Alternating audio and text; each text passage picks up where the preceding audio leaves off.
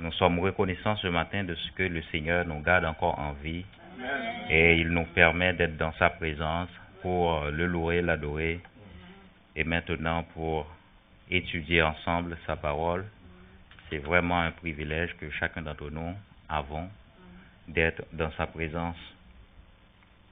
Alors, ce message aujourd'hui s'inscrit, comme pasteur l'a mentionné tantôt, dans la suite de celui de dimanche dernier, qui avait pour titre « Comprendre la miséricorde de Dieu », ou si vous voulez, la compréhension de la miséricorde de Dieu.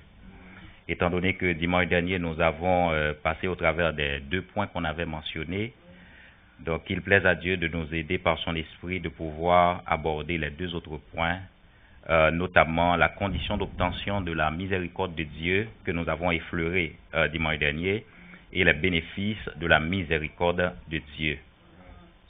Donc, dimanche dernier, nous avons abordé le message à partir d'un texte tiré dans Deutéronome chapitre 4, versets 30 et 31, et qui faisait état de la nature et du caractère de Dieu. Donc, nous étions partis de ce texte pour pouvoir placer le décor. Nous avons vu également en guise de récapitulation, lorsqu'il est question de comprendre la miséricorde de Dieu, eh bien, il y a 4 éléments qu'il faut considérer. D'accord? Il y a 4 éléments qu'il faut considérer. D'abord et avant tout, il y a la nature et le caractère de Dieu. La nature et le caractère de Dieu que nous avons regardé. Mais il y a aussi comme deuxième élément la nature et le caractère de l'homme qui est le receveur de la miséricorde de Dieu. Le troisième élément que nous avons abordé dans le message, effleuré bien entendu, c'était la condition d'obtention de la miséricorde de Dieu qui est l'épine dorsale même de notre message. Et nous allons essayer aujourd'hui d'aller un peu plus en profondeur sur ce point. Le 4e point, c'était les bénéfices de la miséricorde de Dieu. Et nous avons pu définir la miséricorde de Dieu à la lumière de la parole de Dieu que nous avons lue comme étant toute action motivée par la compassion. Toute action qui est motivée par la compassion, eh bien, ça accouche la miséricorde. Parce que la compassion, c'est l'habileté à être touché par l'infirmité ou la faiblesse même de quelqu'un. Vous voyez, la compassion, c'est l'habileté à être touché par l'infirmité, par la faiblesse ou par le manquement de l'autre. Donc, dès l'instant que tu compatis à la personne, eh bien, la prochaine étape, c'est de poser une action. Et cette action-là va se traduire en miséricorde. Voyez-vous? Donc, ça nous rappelle un texte dans la Bible, dans Hébreux chapitre 4, verset 15. Si vous regardez ce texte avec moi, Hébreux chapitre 4, verset 14 et 15, disons. Hébreux chapitre 4, verset 14 et 15. Il dit ainsi, puisque nous avons un grand souverain sacrificateur qui a traversé les cieux, à savoir Jésus, le Fils de Dieu, demeurons fermes dans la foi que nous professons. Car nous n'avons pas un souverain sacrificateur qui ne puisse compatir à nos faiblesses. Au contraire, il a été tenté comme nous en toutes choses, sans commettre de péché. Voyez-vous? Donc, lui, on l'a décrit comme étant le grand souverain sacrificateur au verset 14. Mais cependant, au verset 15 maintenant, on nous a dit, car nous n'avons pas un souverain sacrificateur. Il n'est plus question ici du grand souverain sacrificateur. Parce que dans les temps anciens, il a fallu avoir le souverain sacrificateur pour entrer dans le temple pour aller présenter les offrandes de chacun afin de pouvoir couvrir le péché. Maintenant, il n'est pas question de souverain sacrificateur. Nous avons un grand souverain sacrificateur qui fait la médiation entre Dieu et les hommes. Donc, voilà que ce grand souverain sacrificateur se dresse pour nous. La parole de Dieu déclare, au contraire, si le souverain sacrificateur, le simple souverain sacrificateur, n'est pas capable de compatir à nos faiblesses, mais lui, le grand souverain sacrificateur, au contraire, ou comparativement au simple souverain sacrificateur du temps ancien, lui, il a été tenté en toutes choses. il a été, il a été la parole faite chair. Elle est venue parmi nous pleine de grâce et de vérité, de telle sorte qu'il puisse expérimenter la dimension humaine, au point qu'aujourd'hui, il est capable de compatir à nos faiblesses, parce qu'il a été passé dans ce corps mortel. Il sait de quoi nous sommes formés, dit la parole de Dieu. Donc, il sait à quoi nous faisons face jour après jour.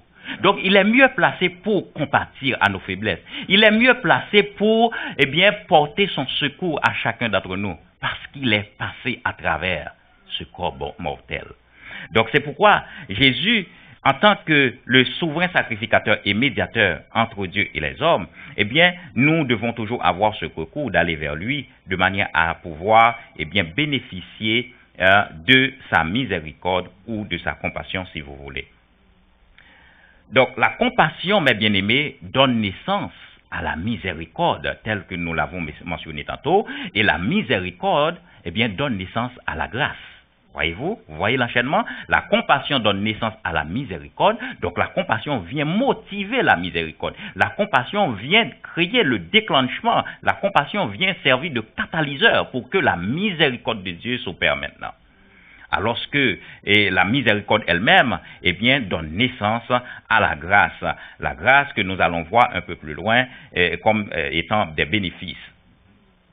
La miséricorde de Dieu, mes bien-aimés, nous l'avons mentionné dimanche dernier, n'est pas uniquement réservée aux païens. Parce qu'il faut qu'on se déconstruise de cette mentalité, de telle sorte que l'on ne pense pas que, c'est lui qui n'a pas encore reçu Jésus qui a besoin de miséricorde. Moi, j'ai déjà reçu Jésus, ça fait 20 ans, 30 ans, 50 ans, donc pas de miséricorde pour moi. Je suis établi, et ceci bien établi. Non. La miséricorde de Dieu, telle que nous l'avons mentionné dimanche dernier, c'est un besoin quotidien pour tout homme sur terre. La miséricorde de Dieu, c'est un besoin quotidien pour tout homme. Et donc, étant besoin quotidien, nous voyons la miséricorde comme étant un élément que nous devons rechercher jour après jour. Donc, nous n'avons pas besoin à ce que la situation se présente pour qu'on invoque la miséricorde de Dieu.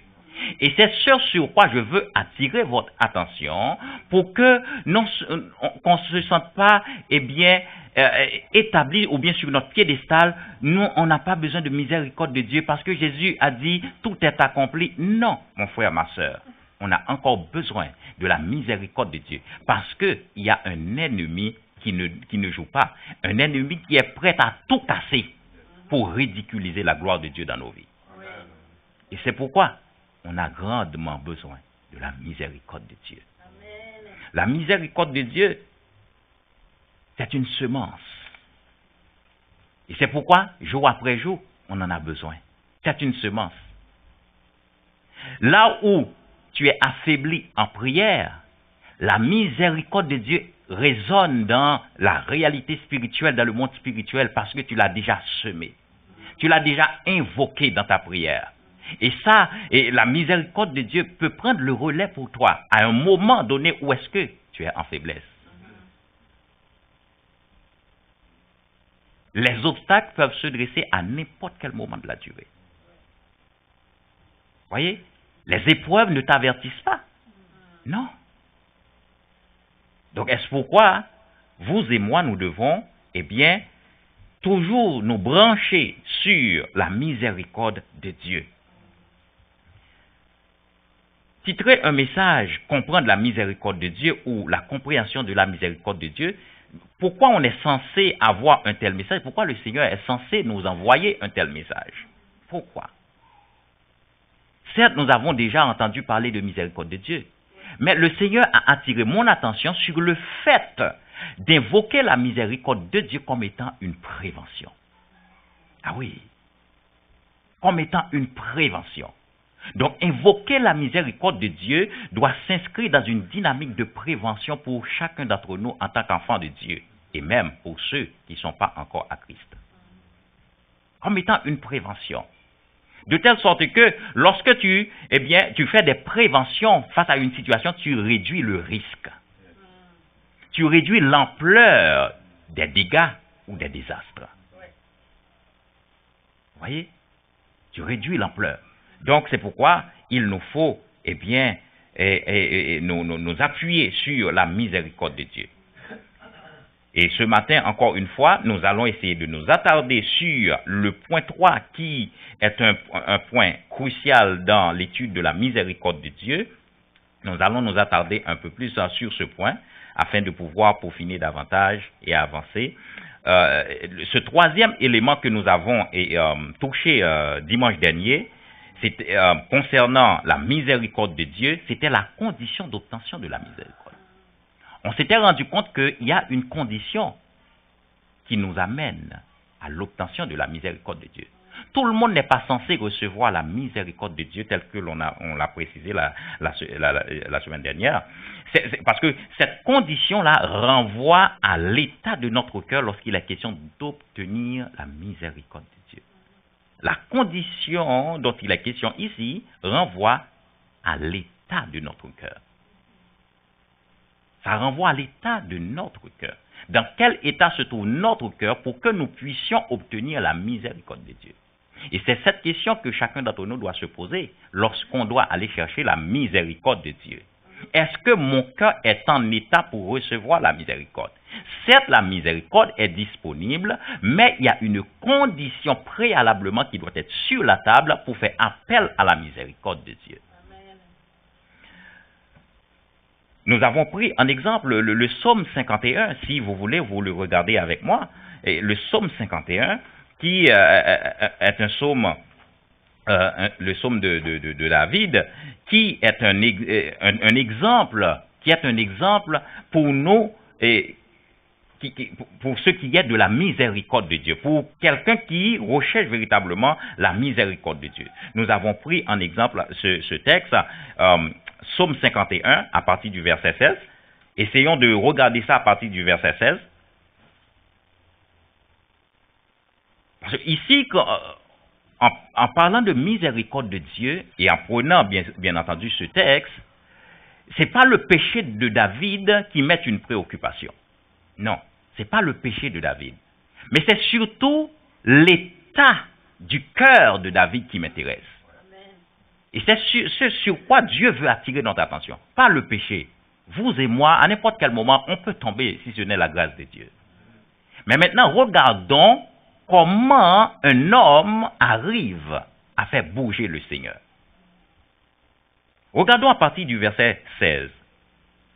Ô Dieu, Dieu de mon salut, délivre-moi du sang versé, et ma langue célébrera ta miséricorde. David commence à s'engager avec Dieu ici. Mais David réalise qu'il y a un problème quelque part. Il ne pourra pas aller plus loin avec ce Dieu-là, puisque sa main a été trempée dans quelque chose. Il dit, ô Dieu, Dieu de mon salut. Il reconnaît qui est ce Dieu pour lui. Donc c'est la réalité de vous et moi. On reconnaît que ce Dieu est notre Père. David le reconnaît comme étant le Dieu de son salut. Il dit que délivre-moi du sang versé et ma langue célèbre. Ma langue ne peut pas te célébrer Dieu si tu ne me délivres pas d'abord du sang versé. Je suis indigne de te célébrer. Je suis indigne. Je ne peux pas me baser sur le fait que je suis roi et prétendre que en tant que roi, je suis capable de te célébrer. Non, Dieu, je suis indigne de ce que je vois à mes yeux. Je suis indigne. C'est pourquoi je t'invoque, ô Dieu, de venir me délivrer d'abord, avant d'exercer ta miséricorde à mon égard. Viens me délivrer. Je ne suis pas en état pour la réception d'une telle grâce. Seigneur, ouvre mes lèvres. Même à ce niveau encore, écoutez, de par l'action que David a posée, David est bloqué. David ne peut pas aller de l'avant. David ne peut pas faire un pas. David est bloqué. Là, connaissant David, un grand conducteur de louange. David est un grand conducteur de louange. Un homme qui s'est vidé devant le Seigneur. il arrive après son acte, David est totalement déstabilisé. David est bloqué. David ne peut pas aller de l'avant. Regarde sa prière de supplication. Regarde sa prière de repentance. Seigneur, ouvre mes lèvres. David n'arrive même pas à ouvrir ses lèvres. C'est grave ça. Il n'arrive pas à ouvrir ses lèvres. Ça, c'est tout un texte à étudier et à méditer. C'est tout un texte à étudier et à méditer. Ouvre mes lèvres et ma bouche publiera ta louange. Donc, la finalité de David, c'est de louer Dieu. Mais pour l'instant, il est bloqué, il ne peut pas. Ça lui prend quelque chose. Même s'il a déjà composé des chants tout et tout, cette fois-ci-là, il ne peut pas. Il ne peut pas avancer. Ça lui prend un Dieu. Et il reconnaît que c'est pas sa bande musicale qui peut l'aider dans cette situation. C'est pas le maestro qui peut l'aider dans cette situation. C'est pas les musiciens de sa chorale qui peut l'aider. Ça prend Dieu. Ça prend Dieu, mes bien-aimés, pour se lever un matin et venir ici louer, adorer. Ça prend Dieu. Même si on connaît déjà les chants, ça prend Dieu. Ça prend Dieu. Vous savez pourquoi? Il y a des choses qui peuvent nous tourmenter tellement au fond de nous. On pourra même... Donc, des fois, on a même oublié les chœurs. On a même oublié les chants. On a même tendance à oublier les chants. Parce qu'il y a des choses qui nous tiraillent tellement à l'intérieur des fois. C'est qu'on a tendance à oublier. Mais dis-moi comment tu vas te relever de ça si la miséricorde de Dieu ne t'est pas exercée. La miséricorde de Dieu. Et c'est dans cette posture que David se place maintenant en recherchant la miséricorde de Dieu. Il continue pour dire, si tu eusses voulu des sacrifices, je t'en aurais offert. Je vais vous faire découvrir un mystère ici. David, c'est un grand adorateur. C'est quelqu'un qui connaît Dieu et Dieu le connaît. D'ailleurs, Dieu a même fait le témoignage à son sujet. Il dit, c'est un homme selon mon cœur. Et pour vrai, il connaît Dieu. Il connaît Dieu. David sait que, normalement, dans cette situation, la meilleure façon de procéder, c'est de faire des sacrifices à Dieu. Dans de pareilles situations, pour pallier le problème, c'est de faire des sacrifices à Dieu. Mais David connaissant Dieu, rappelez-vous, je vous avais dit que on connaît Dieu par sa parole. On connaît Dieu par l'expérience qu'on a fait avec lui. Voyez? On connaît Dieu par la personne de Jésus. Mais lui, par l'expérience qu'il a déjà fait avec Dieu, il dit que, normalement là, je devais faire des sacrifices. Mais il s'est rendu compte que, et faire des sacrifices, c'est pas la chose idéale. C'est pourquoi il dit, si tu eusses voulu des sacrifices, je t'en aurais offert. Il a dévancé dans sa dimension spirituelle Dieu pour comprendre que là, Dieu n'a pas besoin des sacrifices. Il faut quelque chose d'autre. Si c'est pour sacrifice, rappelez-vous, les sacrifices qu'il a fait à Dieu lorsqu'il était question de rebâtir le temple que Salomon, son fils, allait faire. Quand il est question de sacrifice, il faut penser à David et Salomon. Oui. C'est pourquoi Salomon l'a hérité de lui. Oui. Il faut penser à David et Salomon en matière de sacrifice. Mais là, il se dit que pour ma situation présentement, ce n'est pas sacrifice. Ça prend quelque chose d'autre. Les sacrifices ne vont pas faire bouger Dieu. Ça prend une autre stratégie. Une autre stratégie. Mais tu ne prends point plaisir aux holocaustes. Tu ne prends point plaisir aux holocaustes. Et si tu ne prends point plaisir aux holocaustes, il me faut quelque chose d'autre. Les sacrifices qui sont agréables à Dieu, c'est un esprit brisé, ô Dieu, tu ne dédaignes pas un cœur brisé et contrit. Regardez bien. Vous allez voir comment David appelle un esprit brisé, un cœur brisé, un cœur contrit. Un esprit brisé, un cœur brisé, un cœur contrit, ce sont des sacrifices agréables à Dieu. Les vrais sacrifices, c'est un esprit brisé, un cœur brisé, un cœur contrit. C'est ce sacrifice qui est agréable à Dieu, et non pas nos œuvres. Et non pas ce que nous venons apporter, non. Le sacrifice qui fait appel à la miséricorde de Dieu, c'est un esprit brisé, un cœur brisé, un cœur contrit.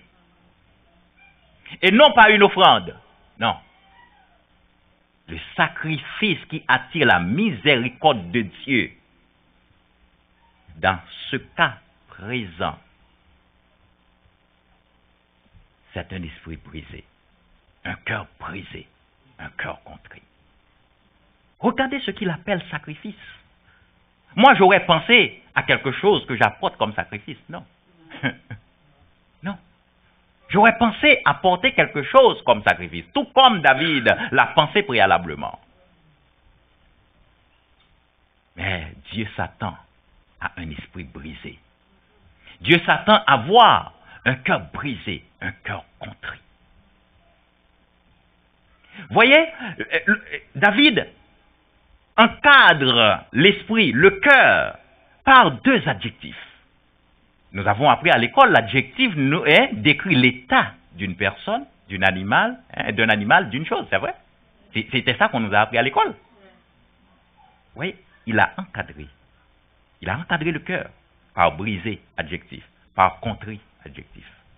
Pour décrire l'état du cœur qui doit faire appel à la miséricorde. Vous voyez? C'est une question d'état du cœur. C'est une question d'état du cœur.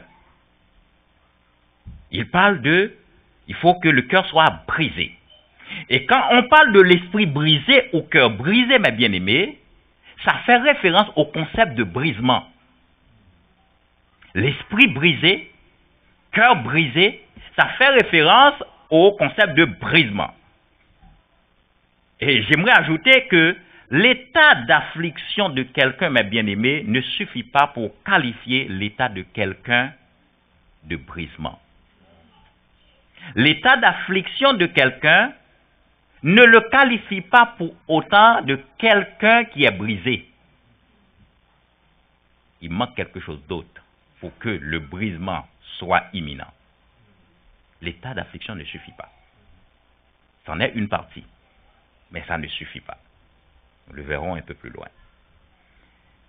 Nous définissons le brisement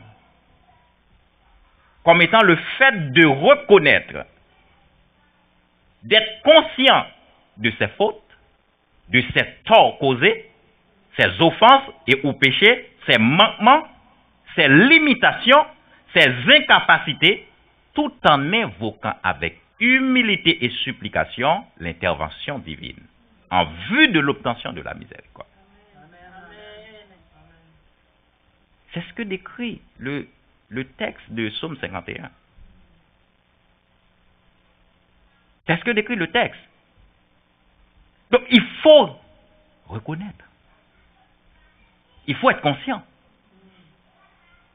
Il faut être conscient. Un cœur brisé, mes bien-aimés, n'est pas un cœur blessé. Ah. Un cœur brisé n'est pas un cœur blessé. Non. Un cœur brisé n'est pas non plus un cœur émietté. Non. Ce n'est pas un cœur fragmenté. Non. Ce n'est pas un cœur morcelé. Non. Ce n'est pas un cœur pulvérisé. C'est pas ça du tout. C'est un cœur qui est dans un état. Et cet état-là, vous allez le voir un peu plus loin que ce n'est pas l'aspect physique du cœur. Loin de là. Loin de là. Ce n'est pas l'aspect physique du cœur.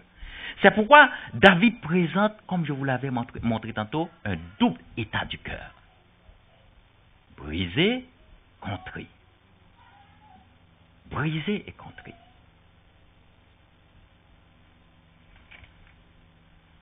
Mais pourquoi brisé? Pourquoi le cœur doit être brisé? L'état brisé du cœur ou de l'esprit, eh bien, amène un cœur brisé à être contrit. Si le cœur n'est pas brisé d'abord, il n'y a pas moyen à ce que le cœur soit contrit.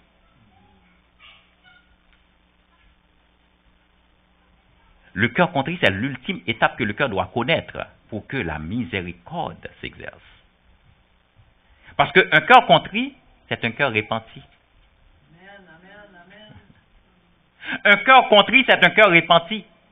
Ce n'est même pas un cœur repentant. Parce que le cœur repenti vit la repentance. Alors que le cœur repentant est encore dans le processus. Voyez? C'est un cœur contrit qui équivaudrait à dire un cœur repenti. Un cœur qui vit la repentance véritablement. Un cœur contrit, c'est-à-dire qui repentit, comme je l'ai mentionné, c'est aussi qui est préalablement conscient de ses fautes. C'est pourquoi tantôt, lorsqu'on avait mentionné, la définition du brisement, il faut prendre en compte que l'on reconnaisse nos fautes d'abord.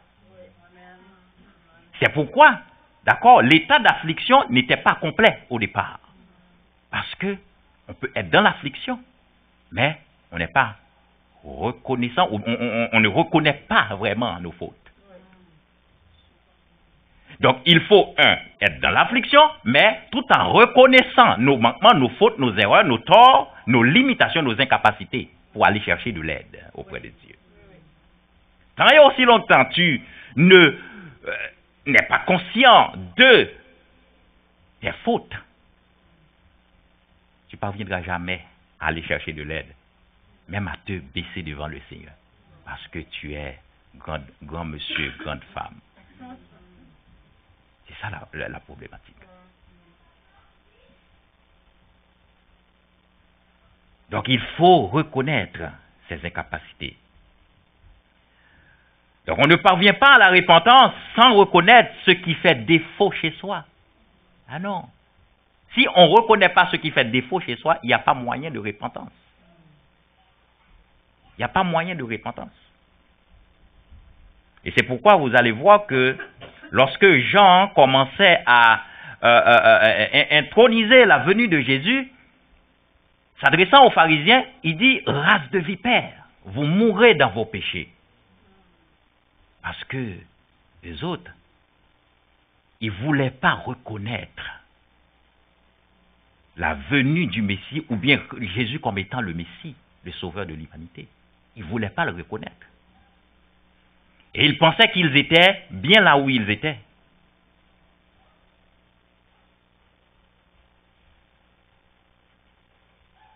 Lorsque Jésus commençait son ministère, vous allez voir que Jésus a eu un message. Pierre allait emboîter le pas également lorsqu'il se mettait à prêcher le jour de la Pentecôte et même après. Les deux messages, je dirais, prennent la même trajectoire. Et Jésus, lorsque lui, il a commencé son ministère, ce que Ésaïe avait prophétisé en Ésaïe 61, Jésus allait, lorsqu'il a pris le rouleau en Luc chapitre 4 à partir du verset 18, il dit « L'Esprit du Seigneur est sur moi.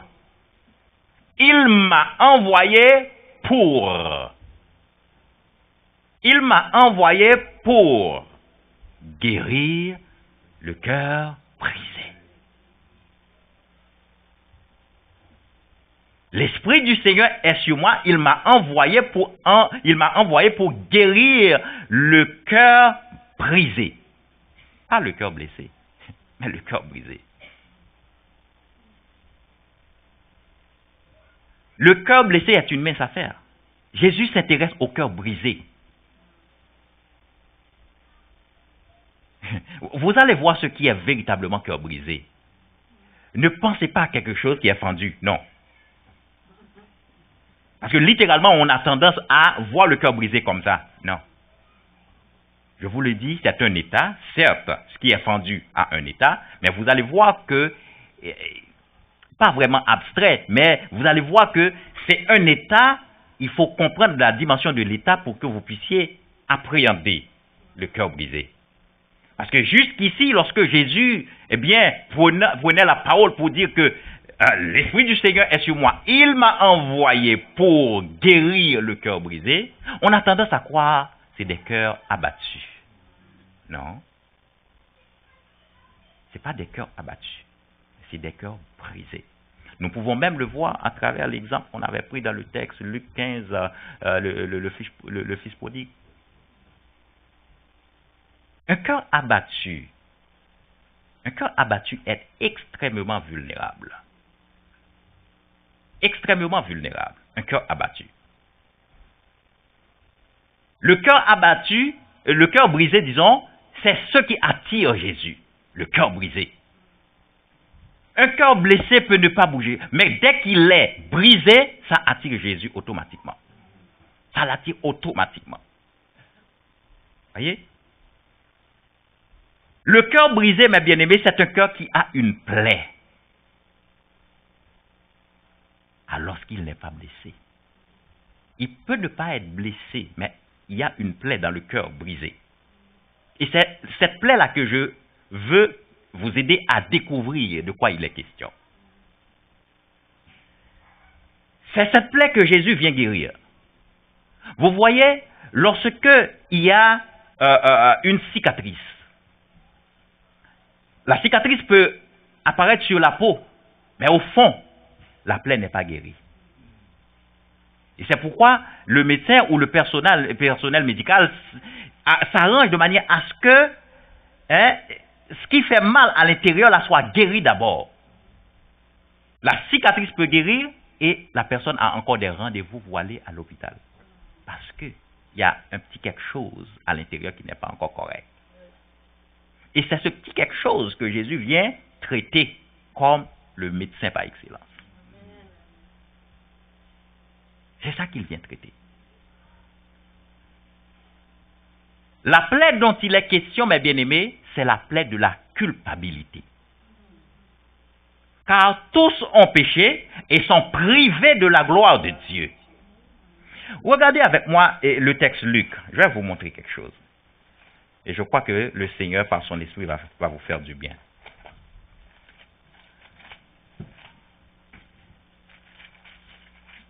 Luc chapitre 15, à partir du verset 11, nous retournons dans notre texte du fils prodigue.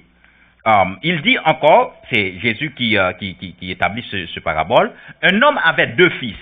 Le plus jeune dit à son père, « Mon père, donne-moi la part de bien qui doit me revenir. » Et le père le partagea son bien. Peu de jours après, le plus jeune fils, ayant tout ramassé, partit pour un pays éloigné où il dissipa son bien en vivant dans la débauche. Voyez, il a dissipé. On est d'accord qu'il est fautif. Lorsqu'il eut tout dépensé, une grande famine survint dans ce pays et il commença à se trouver dans le besoin. Il alla se mettre au service d'un des habitants du pays, qu'il envoya dans ses champs garder les pourceaux. Il aurait bien voulu se rassasier des carouges que mangeaient les pourceaux, mais personne ne lui en donnait. Étant rentré en lui-même, là c'est le fils. Le fils est en train de vivre une situation corsée, une situation dégradante, une situation où il n'a aucun recours. Regardez bien, il ne s'est même pas adressé, d'accord, à celui qu'il servait. Non, regarde son recours. Étant rentré en lui-même, il se dit, combien de mercenaires chez mon père ont du pain en abondance et moi, ici, je meurs de faim. Il commence à être conscient de quelque chose là. Voyez la conscience dont il est question. Je me lèverai, j'irai vers mon père, et je lui dirai, mon père, j'ai péché contre toi, et contre le ciel, et contre toi. Je ne suis plus digne d'être appelé ton fils. Traite-moi comme l'un de tes mercenaires. Et il se leva et alla vers son père. Comme il était encore loin, son père le vit et fut ému de compassion. Vous voyez, hein? La première composante de la miséricorde commence à se manifester chez le père. Il fut ému de compassion. Il courut se jeter à son cou et le baisa. Le fils lui dit, mon père, j'ai péché contre le ciel et contre toi. Je ne suis plus digne d'être appelé ton fils. Arrêtons un moment. Le fils, constatant ou réalisant sa situation, se dit, bon, je vais recourir à mon père. C'est la seule option qui me reste. Recourant à son père, mais il est parti avec un cœur coupable. Et cette culpabilité-là est légitime. Ah oui, c'est une culpabilité légitime parce qu'il est effectivement fautif. Il a gaspillé, il a tout dépensé, il a mal géré, il a tout cassé. Donc, il est effectivement coupable. Vous devez comprendre, mes bien-aimés, que on ne fait pas grâce à un innocent. On fait grâce à un coupable. Juridiquement parlant, on ne fait pas grâce à un innocent. L'innocent obtient gain de cause en cours. Mais le coupable, lui, peut être gracié. Et lorsqu'il est gracié, ça relève de la miséricorde de celui qui a administré la grâce. Voyez? Et dans cette situation-là, le fils, il est revenu auprès du père étant coupable. Si le traitement de la culpabilité n'est pas fait, il va mourir. Parce qu'il est coupable. Tout coupable doit subir la sentence qui correspond à sa culpabilité. Le père, en tant que père miséricordieux qui a fait preuve de compassion, il va exercer sa miséricorde de manière à ôter sa culpabilité. Et c'est ce que Dieu ou Jésus fait avec nous. On est coupable dès le commencement, car tous ont péché et sont privés de la gloire de Dieu. Qu'est-ce que Jésus fait? Il a été envoyé pour guérir ceux qui ont cette culpabilité-là dès le commencement sur leur vie. Parce que effectivement, on est fautif dès le commencement. Donc lui, il vient ôter la culpabilité. Colossiens 2, 14, 15, il a effacé l'acte dont les ordonnances nous condamnaient.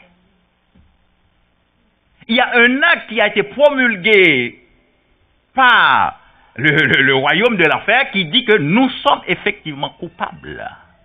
Parce que nous avons transgressé Dieu. Nous sommes effectivement coupables. Nous sommes effectivement coupables. Mais Jésus, en étant cloué à la croix, il a effacé l'acte qui a prononcé la sentence de notre culpabilité en se donnant lui-même la mort. Donc, vous voyez, donc il vient effacer l'acte. Il vient effacer la culpabilité pour nous faire grâce par sa miséricorde d'abord. Maintenant, le Fils, reconnaissant qu'il est coupable, il vient auprès du Père dans un esprit de culpabilité. S'il continue à vivre dans la maison avec cet esprit de culpabilité, d'ailleurs, le frère qui est à la maison commence à lui donner pas mal de problèmes. Même en retournant là, le frère commence à lui poser des problèmes. Donc imaginez-vous ce jeune garçon à la maison, quand il est retourné, et qu'il ne s'est pas adressé au père, bon, papa, effectivement, je reconnais que j'avais fait des bêtises. Et je reconnais que j'avais fait des bêtises, je viens m'excuser auprès de toi, je viens te demander pardon, je viens tout et tout. Lui, il revient, il rentre dans sa chambre, donc il dit rien à personne, c'est la maison de la famille, donc j'ai droit, etc. Vous pensez que le père va lui adresser un mot? Non. Il ne va pas lui adresser un mot. Parce qu'il n'est pas venu auprès du père pour exprimer, eh bien, c'est tort, pour exprimer, pour demander pardon, pour faire comprendre qu'effectivement, il est le fautif. Et c'est là qu'il faut bien comprendre la miséricorde. La miséricorde fait appel à quelqu'un qui s'humilie. S'il n'y a pas ça, on n'exerce pas la miséricorde. Ah oui, ça prend ça. Nous l'avons à la lumière de la parole de Dieu. Ça prend ça. Il faut que la personne vienne à toi, tel que nous devons aller vers Dieu pour lui demander sa miséricorde. Le fils qui est arrivé à la maison, si le père, vous voyez le père comment il a procédé? Il est allé se jeter à son cou. Il est allé se jeter à son cou pour lui faire comprendre, non mon fils, il n'y a pas de problème. Je sais que tu as gaspillé, pas grave, pas grave. Papa est là, papa va tout arranger. Au point, il est en train de guérir son cœur. Il est en train de guérir le cœur du fils. Il vient, il est assuré maintenant. Papa ne m'a pas rejeté. Papa me considère encore. Et c'est le papa qui a créé la place pour lui dans la maison. L'autre frère là, l'autre frère allait le bastonner dans la maison. Je vous le dis. C'est le papa qui a tout arrangé la chose. C'est le papa qui a tout arrangé. Il lui a administré sa miséricorde. Il s'est pris au frère, il dit, ah, écoute, attention, toi tu étais toujours dans la maison. Lui, c'est normal que je le reçois comme ça. Regardez ce qu'il a dit un peu plus bas. Il a dit, il était mort. Aidez-moi à chercher le texte là. Il a dit quelque part qu'il était mort. Hein? 24. Car mon fils que voici était mort. Vous voyez? Il était mort. Donc il est en train de ressusciter son fils. Il est en train de ressusciter son fils. Et il est revenu à la vie. Donc on peut être mort sans que les yeux ne soient fermés. Ah oui. On peut être mort sans que les yeux ne soient fermés. Il est arrivé à la maison, en chair et en os, mais pourtant le papa le considérait comme quelqu'un de mort. Oui. Il le considère comme quelqu'un de mort. Il est revenu à la vie. Le fait de revenir à la maison, il est venu à la source de la vie. Parce que c'est auprès de Dieu qu'il y a la vie, mes bien-aimés. Chaque fois que nous nous approchons du trône de la grâce, Hébreux 4, 16, nous nous approchons du trône de la grâce pour obtenir miséricorde et grâce. C'est là qu'il y a la vie. C'est là qu'il y a la vie, devant le trône de la grâce. Il y a tellement de choses à dire, mes bien-aimés. Il y a tellement de choses à dire devant le trône de la grâce. Je vous invite à regarder rapidement avec moi 2 dimensions de la miséricorde de Dieu. Ce que j'appelle les bénéfices de la miséricorde de Dieu. Nous allons juste les effleurer. Les 2 dimensions qu'on a repérées ici de la miséricorde de Dieu, c'est le pardon des péchés. Psaume 103, prenez ça comme référence. Psaume 103, lorsque vous passez au travers du psaume 103, vous allez le remarquer. Et la deuxième dimension, lorsqu'on obtient la miséricorde de Dieu, c'est la grâce en tant que bienfait de Dieu. La grâce. La grâce en tant que bienfait de Dieu. La grâce est générique. La guérison, c'est une forme de grâce. La guérison, c'est une forme de grâce. La paix que le Seigneur nous donne, c'est une forme de grâce. La joie que le Seigneur nous donne, c'est une forme de grâce. Voyez, la restauration que le Seigneur nous fait, c'est une forme de grâce.